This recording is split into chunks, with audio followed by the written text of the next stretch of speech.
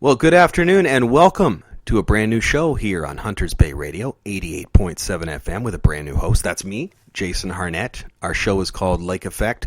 We are broadcasting, of course, right near Lake Muskoka in beautiful Gravenhurst and broadcasting from our Sawdust City Brewery studios. What a place to broadcast with the aroma of beer on the eve of St. Patrick's Day. March 17th, big celebration across the world, especially in Ireland, but we like to celebrate here in Canada as well, and I'm sure they'll be celebrating quite a bit downstairs. A bit about St. Patrick's Day.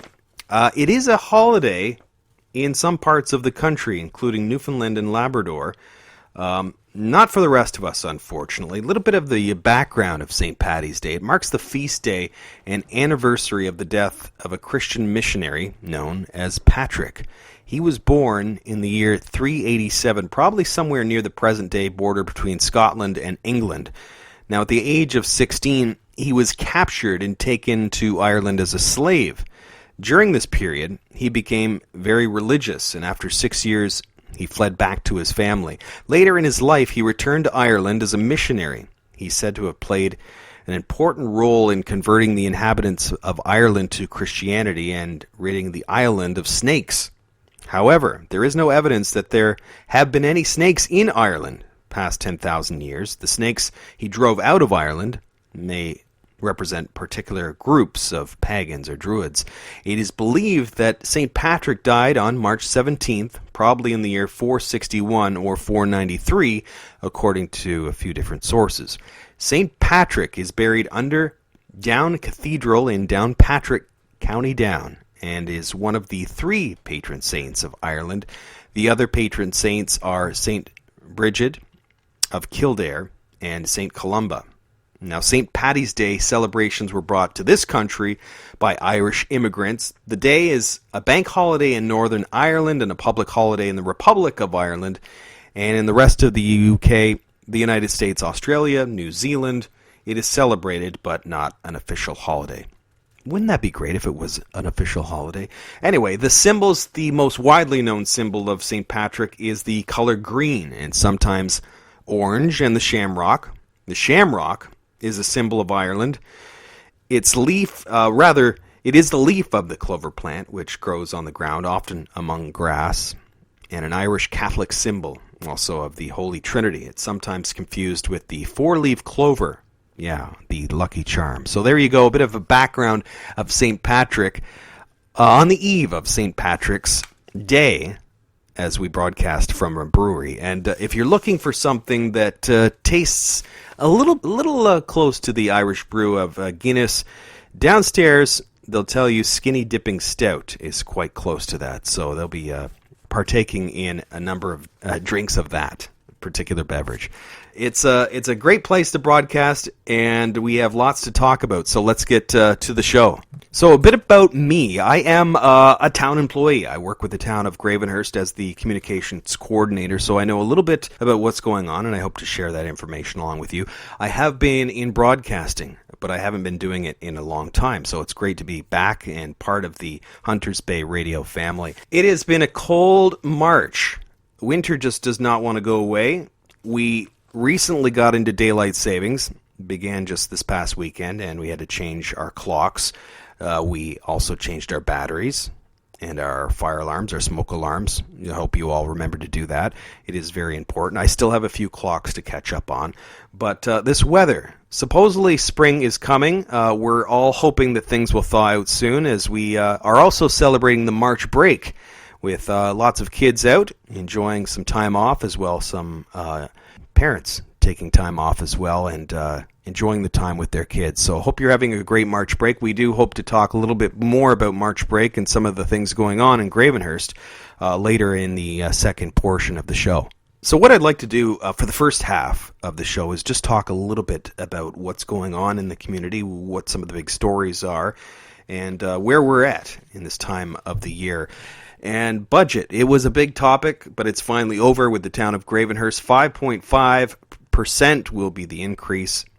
Taxpayers will see their 2017 tax bill go up by $2.2 or 2.4, depending on whereabouts you live, either in town or out in the rural area. And speaking of taxes, yes, some of us are up to our eyebrows in our tax returns, but the other tax that we should be concerning ourselves here in this neck of the woods are interim taxes for the town of Gravenhurst. They're due as well, Friday, March 31st. So lots to do indoors to keep warm and stay out of the cold. We can keep busy doing our taxes. The active transportation plan was recently released. There is a whole bunch of information about that program and some of the cool things ahead at gravenhurst.ca Transplan. Check that out.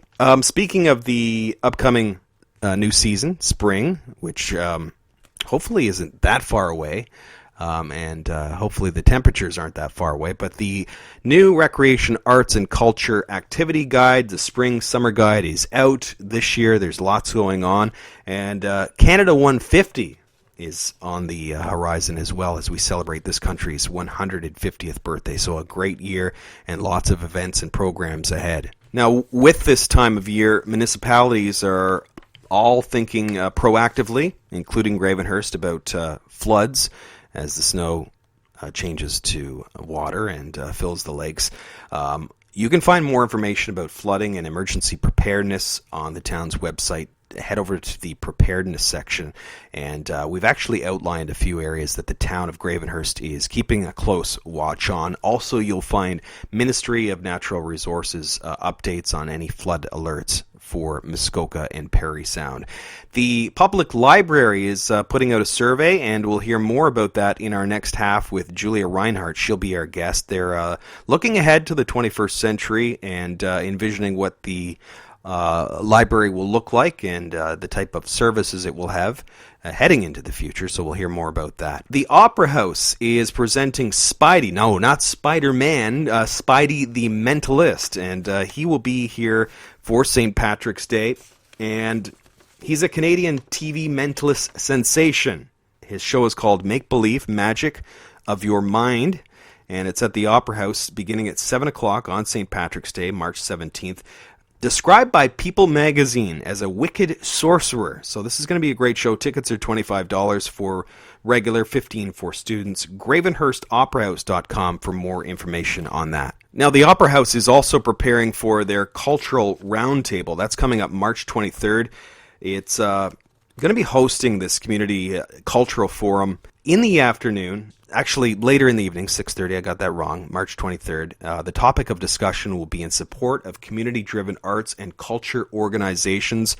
And Rose Evans of Volunteer Muskoka will lead the conversation with the intent of introducing these groups to new ways to access volunteers, training, providing grant opportunities, and more. So some great opportunities there to talk about culture and volunteering in culture with the Gravenhurst Opera House. You can contact Krista Story at krista.story@gravenhurst.ca for more information on that, or look to the Gravenhurst Opera House website. Now, if you're a downtown business, you'll want to be getting in on the CIP, the Community Improvement Program. It is funding for your business to spruce it up, make it look beautiful, and welcoming to all of your customers. There is funding available, but that funding will conclude, the applications anyway, on March 31st. You can find out more information about that at gravenhurst.ca/CIP, and hopefully we can get Jeff Loney, he's the manager of economic development, on our show to talk more about that before the deadline comes up and how you can take advantage of it. Now, March 21st, Council will be back in action at 3 o'clock, Council Chambers, 35 Pine Ridge Gate in Gravenhurst. The public always welcome to attend, and there's always issues that are interesting and impact you. So keep that in mind. You're always welcome to attend. This coming Tuesday, they will be presenting the recipients of the Terrence Haight Grants, and a number of community groups will be receiving money. $20,000 in funding has been awarded to all of these groups. Severn Bridge Agricultural Society, Sawdust City Musical Festival. Hey, Sawdust, congratulations. Junior Achievement will get some cash. Empty Bowls, Gravenhurst Ride Community Co-op, the Gravenhurst Women's Center, Muskoka Pride, Gravenhurst Curling Club, and Big Brothers Big Sisters, all this year's recipients of funding from the Terrence Haight Grant. So that should be interesting, and congratulations to all of those groups. Again, the public welcome to attend that starting 3 o'clock. next Tuesday, March 21st, Gravenhurst Council. We're going to take a short break on 88.7 FM. You are listening to Lake Effect. My name is Jason Harnett. This is our first show, and we're back with our very first guest. Her name is Julia Reinhardt. She is the Chief Librarian at the Gravenhurst Public Library.